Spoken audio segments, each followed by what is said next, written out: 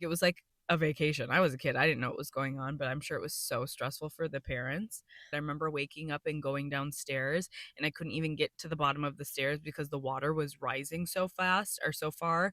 Both my parents' cars were completely messed up.